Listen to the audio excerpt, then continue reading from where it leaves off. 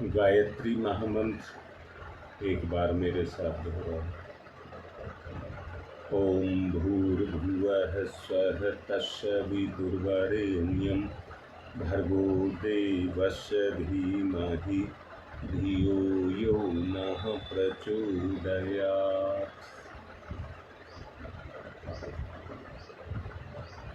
मैंने कल तक बताया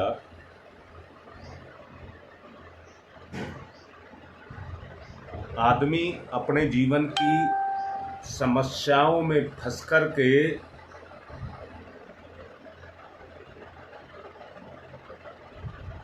अंदर ही अंदर जल रहा है। इन कठिनाइयों से जूझने, अड़चनों से को निरस्त करने और मार्ग में आए हुए अवरोधों को हटाना। देखो, ये प्रत्यक्ष जीवन को देखिए, प्रत्यक्ष जीवन को। बीना मेरी बात सुन रही है बेटा? जहां अपना स्वास्थ्य ही अपना विरोध कर रहा है, जहां अपनी संतान, अपना परिवार ही अपना विरोध कर रहा है,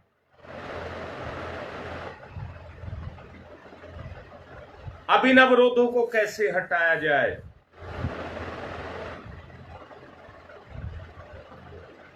इसके मूल में कुछ ना कुछ तो है।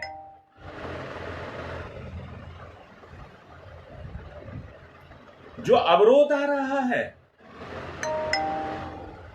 बेटा अपनी वास्तविक जिंदगी को पहचानो।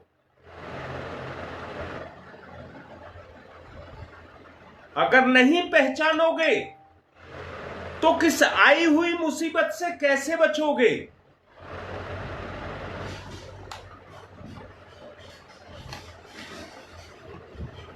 अगर अवरोध को हटाना है, साहस, शौर्य, वीरता, सूझबूझ, बोलो, लाड करके कह रहा हूं, बोलो। और क्या तरीका हो सकता है? अरे लड़ना किसी से नहीं है, कोई गैर नहीं है। अब कैसे इसमें से, बुराई में से, इस आग में से कैसे हम निकालें? अच्छा, मुझे एक बात बताओ, महंगाई है या नहीं है? दूसरी तरफ बेरोजगारी है या नहीं है?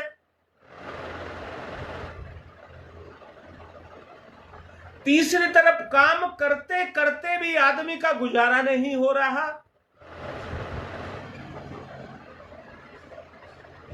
इस तरह की कितनी सारी समस्याएं आदमी के सामने अवरोध बनकर के खड़ी हो गई।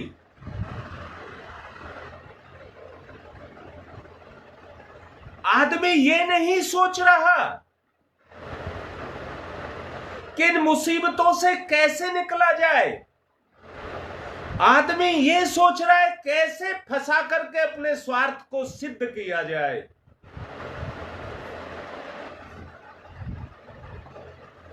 अब मैंने कहा, मेरी व्यक्तिगत, मेरी पारिवारिक, मेरी सामाजिक, जब सब तरह से मैं फंस चुका हूं,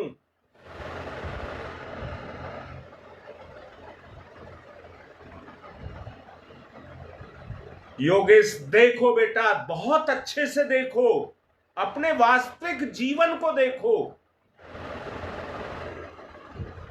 कैसे मैं इसमें से बाहर निकलूं। अच्छा, मुझे सही बात बताओ, क्या मेरी अज्ञानता नहीं है? क्या मैं लाचार नहीं हूं? परिस्थितियों के सामने मैं घुटने नहीं टेक रहा?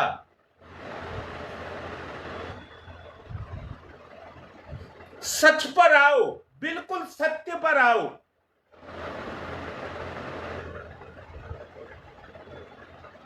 बेटा तरीका बताऊंगा, सत्य पर आओ, परंतु सोए मत रहो, अपनी प्रतिभा को जगाओ, आवश्यकता को महसूस करो। जो आज के दिन की आवश्यकता है उसको अंदर से महसूस करो। कैसे बचा जाए? एक बात कहूं, प्रगति की दिशा देखो बेटा, प्रगति की दिशा देखो।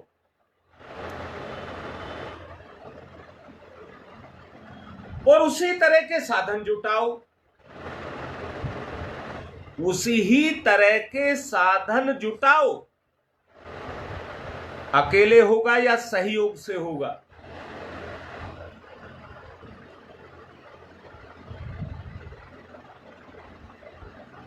भगीरथ का प्रयास वास्तविक प्रयास था।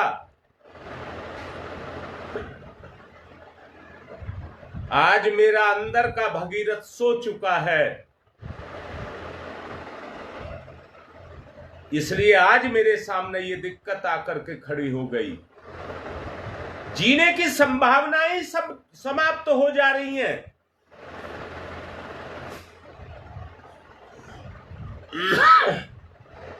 मैं आंकड़े पढ़ रहा था कल, आदमी की औसत उम्र 31.4 वर्ष रह गई है। आदमी की औसत उम्र 31.4 वर्ष रह गई है।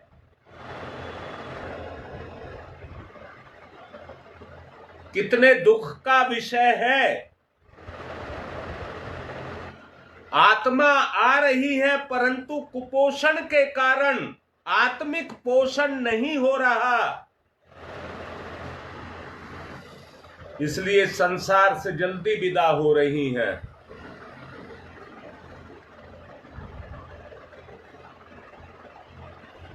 देखो बेटा, जो चीज आपको अंदर से खा रही है वो खोखला कर रही है कि नहीं कर रही? छत में लगा सहतीर बाहर से दिखता है, अंदर लगी हुई घुन नहीं दिखती है।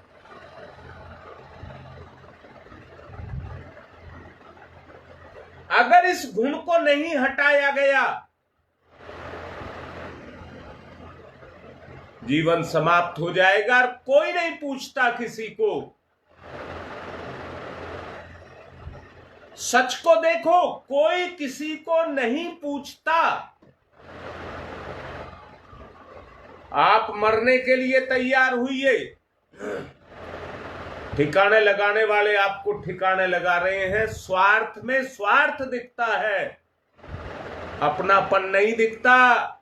इसलिए 2 दिन रोएंगे, 13 दिन रोएंगे, सब चुप बैठ जाएंगे और अब अपने रास्ते लग जाएंगे।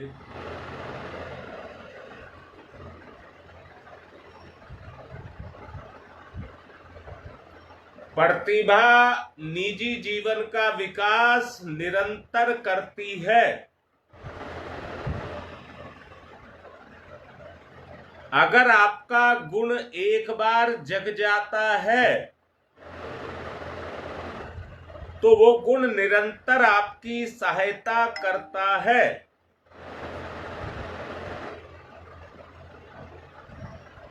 देखो अंदर से, वैसे ही नहीं, अंदर से देखो।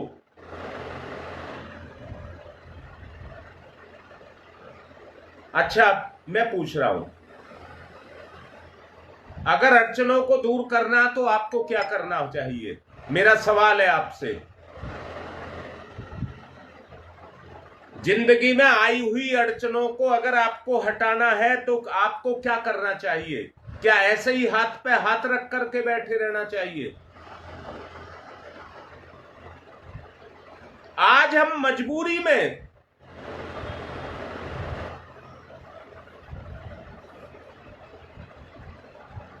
हाँ बेटा, जवाब दूंगा। आत्मा स्वच्छंद कब होती है? इंद्रियों के बस से जब परे हो जाती है।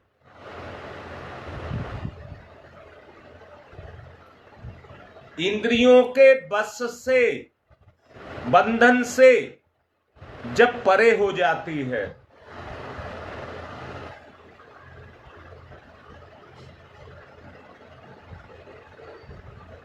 यही कह रहा हूं पवन बेटा, यही कह रहा हूं।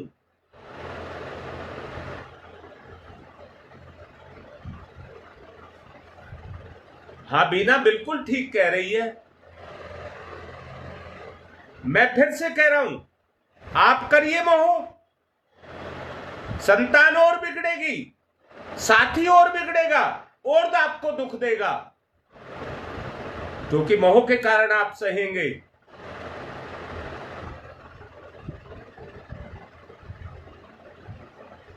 जो ललिता पूछ रही है, बंधन से मुक्त कैसे होगा, हर स्तर पर, हर सेकंड आपकी बुद्धि पर इंद्रियों का प्रभाव छाया हुआ है।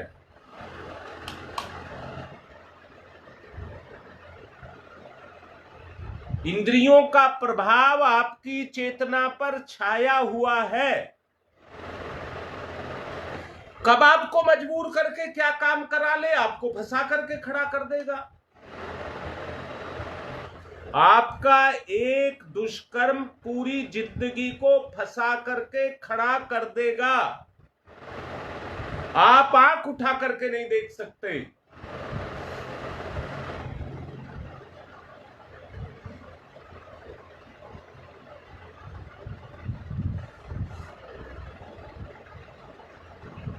हाँ बेटा, आत्मा की तो बात सही है,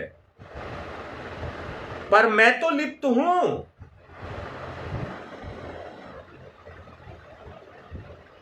मेरे अंदर जो हर वक्त मेरे स्वभाव में जो कुछ भी चलता रहता है, वो तो इंद्रियों का प्रभाव है। अगर मैं निर्लिप्त होना चाहता हूं ललिता, अगर मैं निर्लिप्त होना चाहता हूं तो उत्कर्ष की सूझबूझ को जगाइए। उत्कर्ष की सूझबूझ को जगाइए और कठिनाइयों से लड़ने की हिम्मत को जगाइए।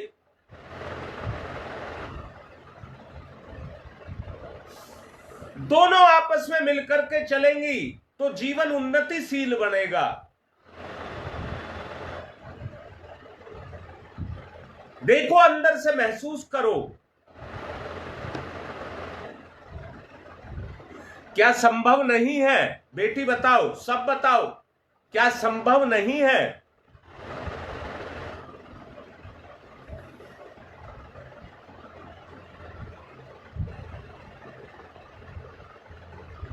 अकेले के स्तर पर नहीं,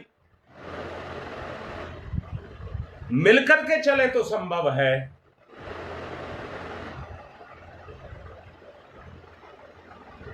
इसलिए जीवन एकांकी नहीं है, सामुदायिक है।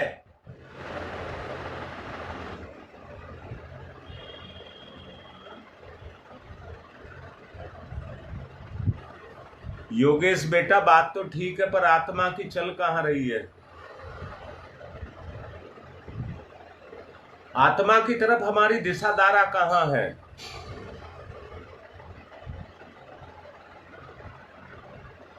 सुव्यवस्था बनानी पड़ेगी, सुव्यवस्था बनानी पड़ेगी और प्रखरता को जगाना होगा। प्रखरता को जगाना होगा। अच्छा बताओ, मैं एक सवाल कर रहा हूं, प्रगति का क्षेत्र कितना बड़ा है? अंदर से देखिए, प्रगति का क्षेत्र कितना बड़ा है। उस क्षेत्र को भरने की आवश्यकता को महसूस करिए।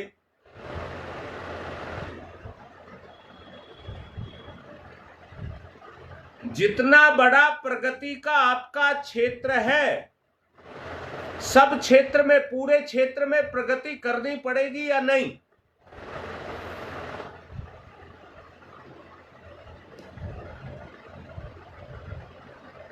टटोल करके देखिए अपने आप को।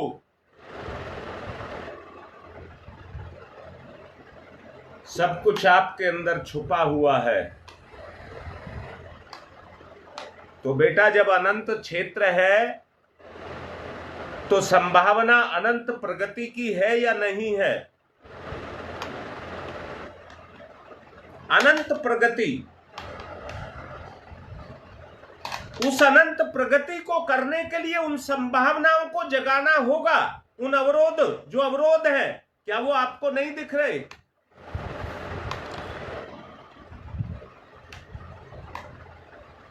अभी शकुंतला, फिर एक बात बताओ, क्या हम प्रगति के क्षेत्र में उतर गए?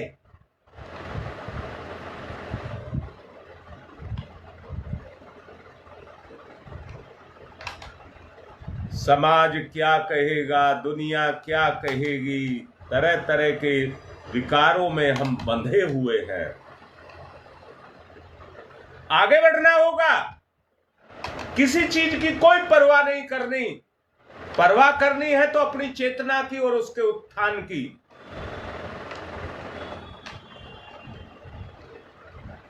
वरना इंद्रियां फंसाई रहेंगी।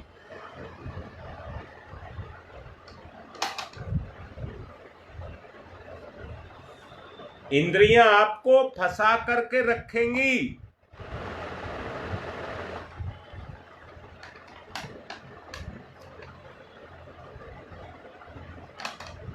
बीना बेटा, मैं तुम्हें उस दिन समझा रहा था,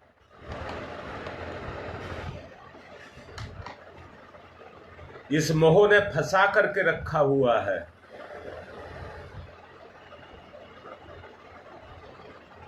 शकुंतला देख लो, इस मोह ने हमें फंसा करके रखा हुआ है। क्या हम सत्य के मार्ग पर नहीं चल सकते?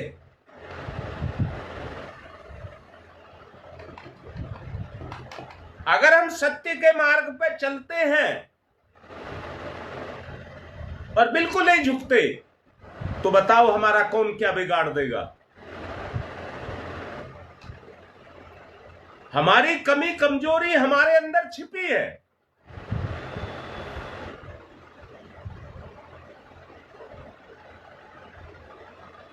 तुम में से ही किसी ने मेरे से पूछा था, कैसे निर्धारण करें? मुझे ध्यान नहीं आ रहा किसने पूछा था, पर आज मेरा बताने का मन है और समय भी है इतना। आदमी की आकृति तो सबकी एक सी है। बोलो बेटा, आदमी की आकृति तो सबकी एक सी है,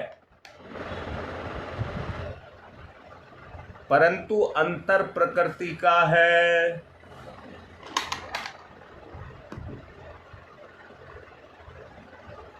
भिन्नता किसके कारण है? अपने पराये क्यों हुए? जिन्हें आज मेरा साथ देना चाहिए था, उन्होंने मुझे ही मुसीबत में क्यों फंसा दिया?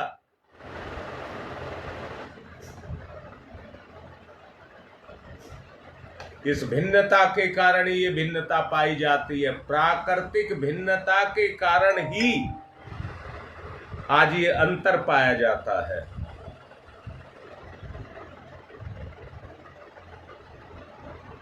देख ले सरोज बेटा, अंदर से देखो, अंदर से देखो। मोह के कारण उन्हीं से हम लिप्त हो रहे हैं।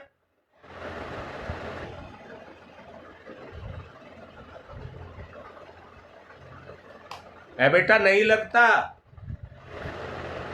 मैं तो सरोज देख करके ये कह रहा हूं, मेरी शेरनी है। मैं सरोज को कह रहा हूं, मेरी शेरनी है। क्या इससे कोई चेतना पर अंतर नहीं आता।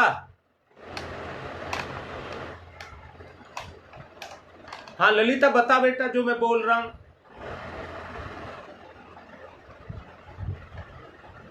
जो मैं बोल रहा हूं, मैंने कहा था बगैर सहयोग के नहीं होगा।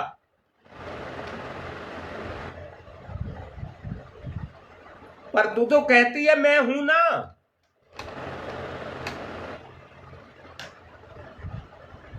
ये जब चीज जगेगी, जब ये होगा कि मैं देख लूंगा, जो आएगा मैं देख लूंगा, डर नहीं किसी भी चीज का आए।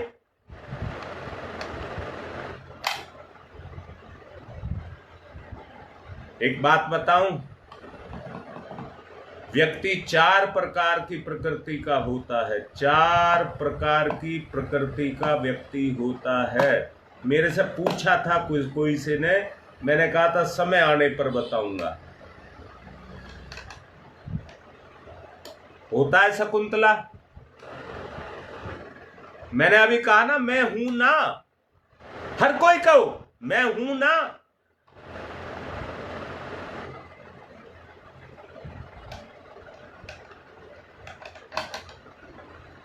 चार प्रकार की प्रकृति मैंने बताई है। एक प्रकृति के व्यक्ति हीन प्रकृति के होते हैं। हीन, वो प्रावलंबी होते हैं, स्वावलंबी नहीं होते। वो दूसरों पर निर्भर करते हैं। औचित्य कहां है, इसकी विवेचना उनकी बुद्धि नहीं कर पाती। साधन, मार्गदर्शन सबके लिए वो दूसरों पर निर्भर करते हैं। हाँ पवन, यही बोलो, सबको ये बोलो, आई मुसीबत के लिए मैं हूं ना।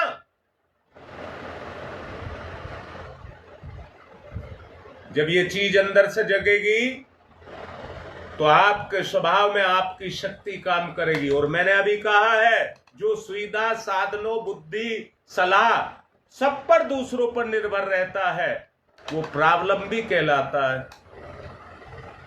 उस हिम्मत को नहीं जुटा पाता। मैं कर दूंगा, कुछ होगा तो मेरे पीछे है ना, जो मेरे सहारा बनेंगे। इसलिए सहयोग से होगा।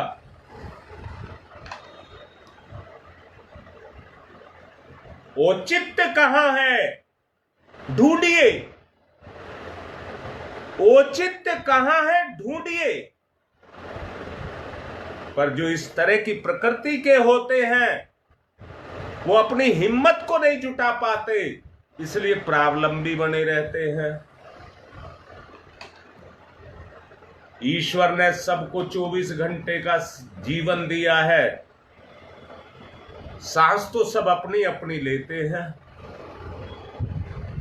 कोई ज्यादा ले लेता है, कोई कम ले लेता है, पर 24 घंटे का समय सबके लिए है। अपने समय को कौन कहां पर लगाता है,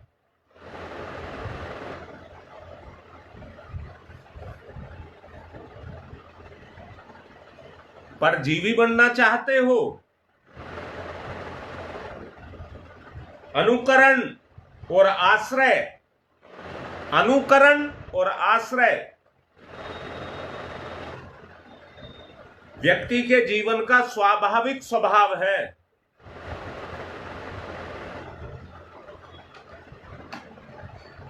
इसके लिए मैं मना नहीं कर रहा, परंतु यही चीज आदमी को प्रावलंबी बना देती है। अपना निर्णय, मैं फिर से बोल रहा हूं, अनुकरण और आश्रय की बात जो मैंने कही है, आप जो खाते हैं, कुछ भी करते हैं संसार का काम, वो तुम जन्म से सीख करके नहीं आए। मां को, बहन को, पिता को, किसी को भी करते देखा तो उनकी नकल हम भी करने लग गए। उनकी नकल हम भी कर गए। तो अनुकरण और आश्रय की बात मैंने अभी कही, परंतु क्या मेरी बुद्धि नहीं है? क्या मैं दूसरों की नकल ही करता रहूंगा? अगर नकल ही करता रहूंगा तो प्रॉब्लम भी बनूंगा।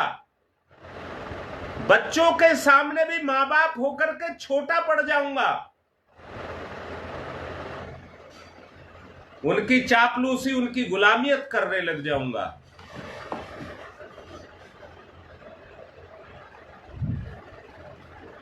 मुझे अपनी स्वास्थ्यिक स्थिति का निर्धारण करना चाहिए, नहीं तो मैं हीन वर्ग में रहूंगा। एक कैटेगरी, ये पहली कैटेगरी आदमी की बताई मैंने। बोलो मेरी बात समझ आ गई?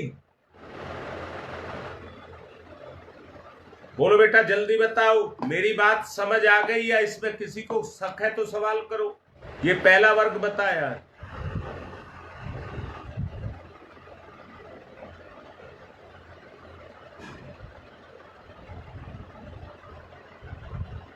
बेटा दूसरा वर्ग होता है जो समझदार तो होता है, परंतु संकीर्ण स्वार्थपरताओं से घिरा होता है।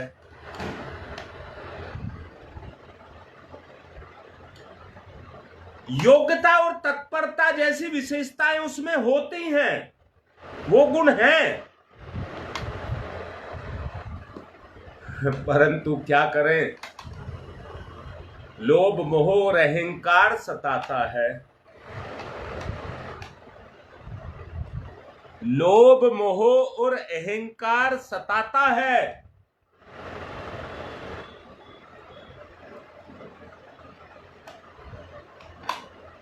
रात को मेरी रेनू से बात हो रही थी, बात इस मुद्दे पर ही चल रही थी।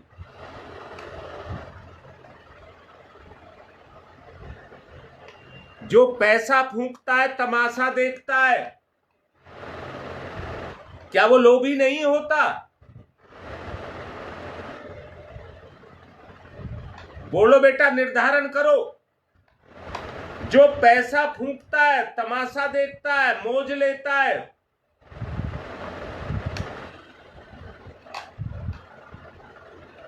परमात्मा का सिद्धांत तो ये है, परोपकार में खुल करके करिए, अपने स्वार्थ में कम से कम खर्च करिए।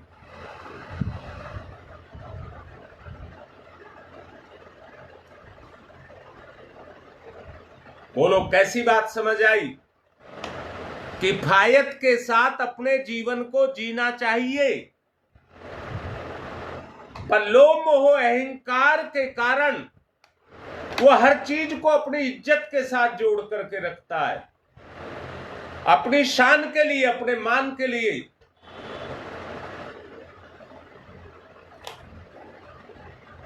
वो सामने वाले की इंद्रियों को तृप्त करने की बात सोचता है, इसलिए प्रावलंबी बना रहता है।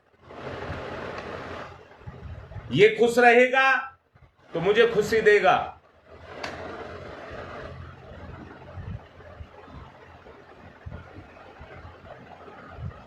अपने मतलब की रीति नीति से मतलब रखता है, इसलिए आदर्श उसको प्रभावित नहीं कर पाता। बेटा ये दूसरी कैटेगरी है। ऐसे व्यक्ति कायर बने रहते हैं, दूसरों के दबाव में रहते हैं। ऐसे व्यक्ति पुण्य और परमार्थ की बात सोच नहीं सकते। जो खाओ पियो और मौज करो की नीति को अपनाते हैं, बताइए वो कैसे पुण्य और परमार्थ कर पाएंगे? वो तो अपने स्वार्थों में ही लगे रहते हैं। गूलर एक फल है, उसमें भुनके होते हैं, भुनके। अजीब प्रकृति के समझाने का तरीका है। कोई छेद नहीं,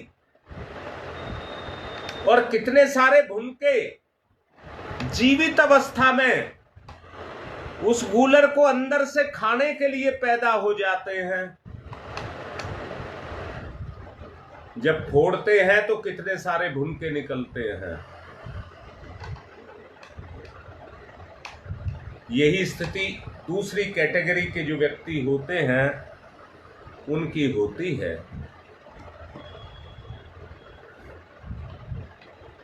सोचो, जो कहा जा रहा है उस पर विचार करो और यह निर्धारित करो मैं किस श्रेणी में हूं। यह निर्धारण करो मैं किस श्रेणी में हूं।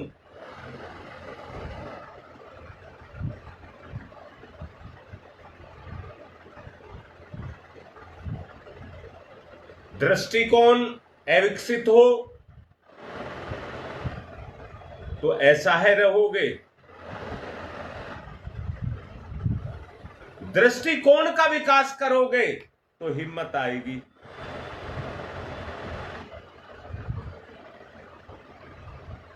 निचोड़ में कह रहा हूं, आदमी को कम से कम अपना बोझ तो खुद उठाना चाहिए।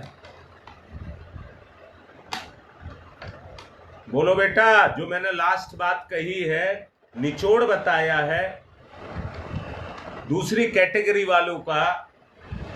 आदमी को कम से कम इतना तो होना ही चाहिए कि अपना बोझ खुद उठाए, प्रावलंबी ना बने, स्वावलंबी बने।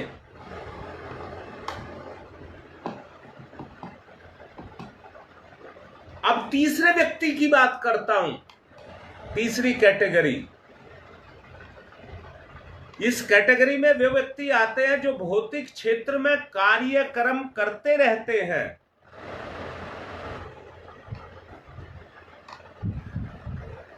और अनेक की आवश्यकताओं की पूर्ति करते रहते हैं।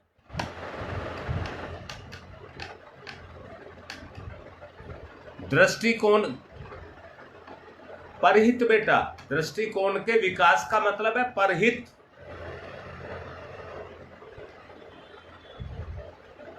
मन में ही ना आए ये बात, नहीं तो स्वार्थ हो जाओगे।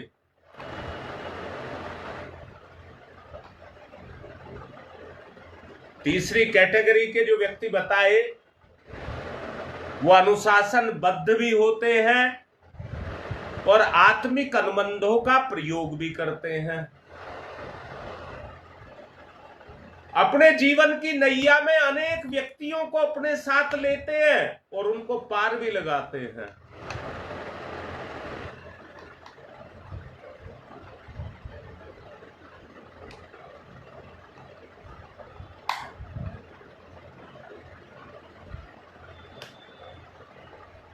हाँ बेटा सुदेश, अगर परोपकार की भावना को तुम जगा लोगे तो तुम्हारी नाव पर बैठकर कितनों का उद्धार होगा ये नहीं कहा जा सकता, क्योंकि विकास का क्षेत्र तो अनंत है। बड़ी योग्यताएं बनाओ, अपनी योग्यताओं को बड़ा बनाओ और उन्हें चलाओ। ऐसे व्यक्ति बड़े बड़े कारखाने, मिनिस्ट्रियां, उनको बाखूबी चलाते हैं।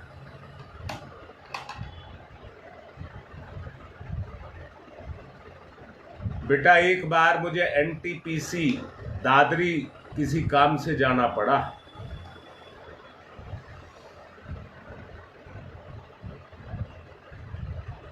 दूर से देखने पे तो अलग लग रहा था, जब मैं वहां अंदर गया तो टरबाइन चल रही थी, टरबाइन। जब मैं टरबाइन के पास से गुजरा तो सच बता रहा हूं, ईमानदारी से बता रहा हूं कि मुझे ये लगा ये टरबाइन मुझे अपने अंदर खींच लेगी और तेरे जीवन को खा जाएगी, मुझे मार देगी। ये इतनी बड़ी विशालकाय मशीन थी, इतनी बड़ी विशालकाय।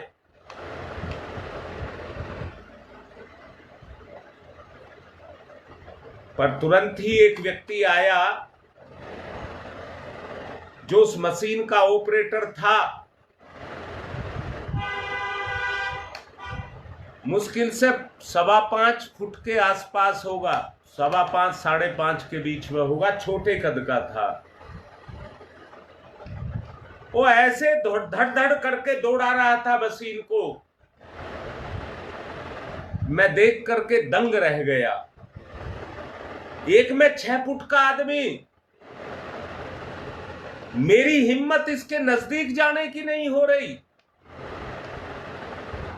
और मुझसे छोटे कद का आदमी कैसे इसको दौड़ाए फिर रहा है।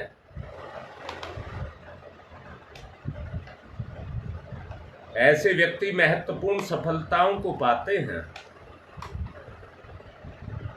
अपनी मौलिक सूझबूझ के साथ काम करते हैं। बोलचाल की भाषा में उन्हें प्रतिभावान कहते हैं। बोलचाल की भाषा में ऐसे व्यक्तियों को प्रतिभावान कहते हैं। वो अपने वर्ग का नेतृत्व करते हैं, सबकी समस्याओं गुत्थियों को सुलझाते हैं।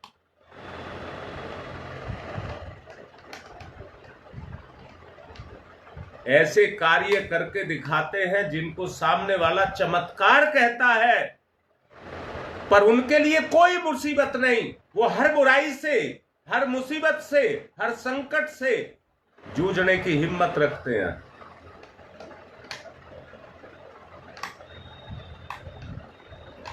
बेटा आगे बताऊंगा ये मैं क्यों बता रहा हूं, ये सारी बात मैं क्यों समझा रहा हूं।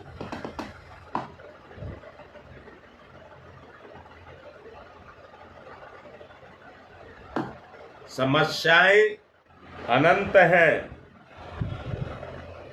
परंतु समय सबके पास सीमित है।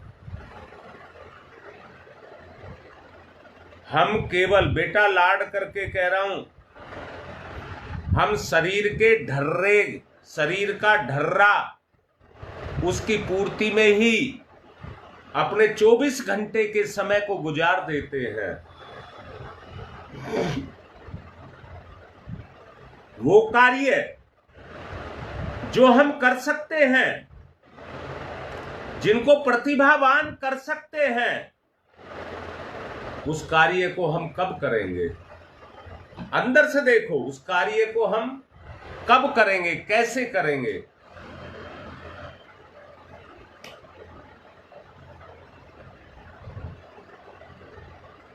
इसलिए समय को पहचाने, समय को पहचाने।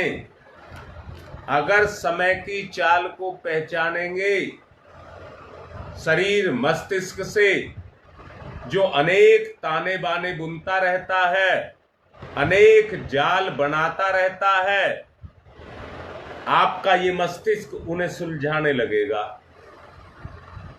अपना फंसना बंद और दूसरों को बाहर निकालने का रास्ता बता दिया। सफलता ऐसे व्यक्तियों के आगे पीछे चलती है और दुनिया उनकी प्रशंसा करती है।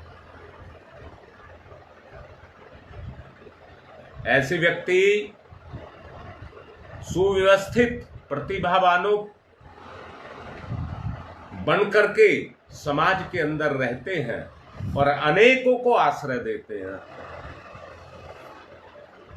बेटा समय तो हो गया, पर चौथी तरह का एक व्यक्ति और बता देता हूं, फिर समाप्त करूंगा। सबसे ऊंची स्थिति देव मानवों की होती है, जिन्हें महापुरुष भी कहते हैं। उनमें प्रतिभा भरपूर पाई जाती है और वो उसका उपयोग मानव के परिष्कार के लिए करते हैं, उसका आत्म परिष्कार करते हैं। निजी आवश्यकताओं की महत्वाकांक्षाओं को घटाते जाते हैं। इस बात पर नोट करना, निजी महत्वाकांक्षाओं की आवश्यकता को कम करना, बचे हुए को भंडार बना करके परमार्थ में लगाना। समाज का उत्थान और सामायिक समस्याओं का समाधान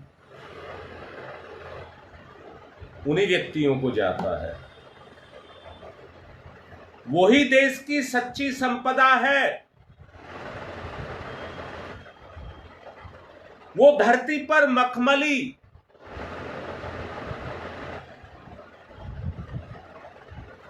घास को बिछाते हैं, धरती पर हरितमा को बढ़ाते हैं मानव जीवन में। इस बगिया को, संसार की बगिया को पुष्पों से ओतप्रोत करते हैं, वातावरण में उमंगे भरते हैं, मन में कोयले कूकने लगती हैं, सुरभित हवाएं चलती हैं। उनके प्रभाव से एक बात बताओ, अगर कोई हाथी दलदल में फंस जाए तो कैसे निकालोगे?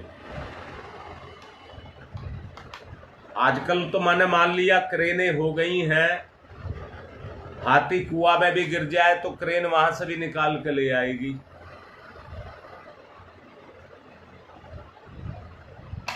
पर दिमाग का इस्तेमाल तो करना पड़ेगा कि नहीं करना पड़ेगा?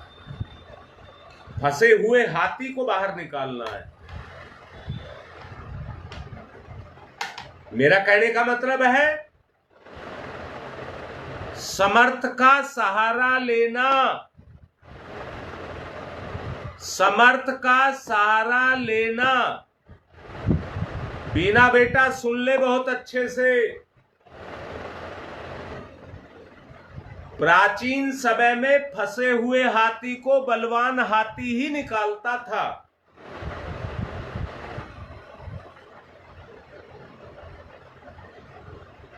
इंजन पटरी से उतर जाता है, बड़े बड़े जहाज पानी में डूब जाते हैं,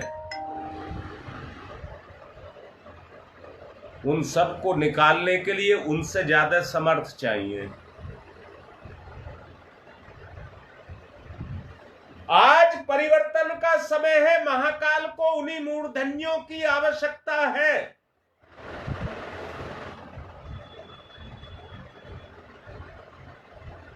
जो अपने आप को समय बनाएंगे और समय की चुनौती को स्वीकार करेंगे, वो प्रतिभावान कहलाएंगे। युग परिवर्तन का समय है। अंधेरी रात जा रही है, सुप्रभात आ रहा है। जो सोए रहेंगे वो उगते हुए सूर्य का लाभ नहीं उठा पाएंगे।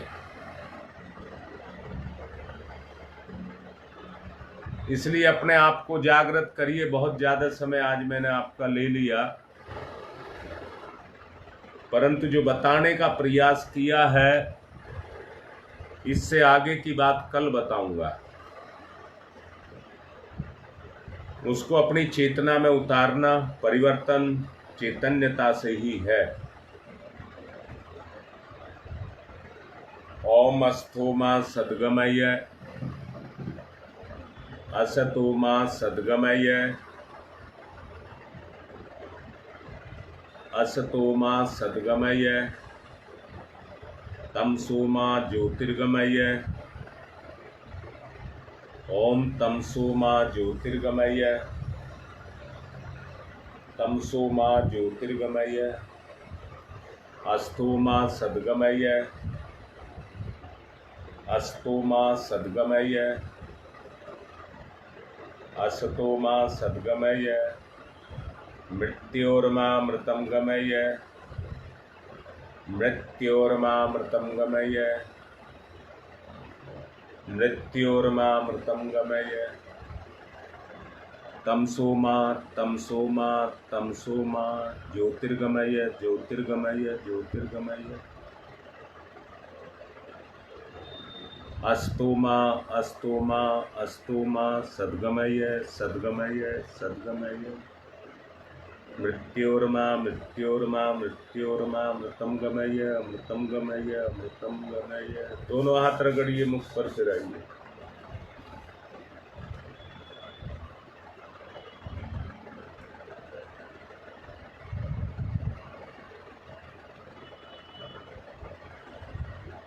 जी बेटा, अपना सुधार अपने ही हाथ में है। अंदर की चेतना जगेगी तो सुधार आएगा। आज की बात को यहीं संपन्न कर रहा हूँ।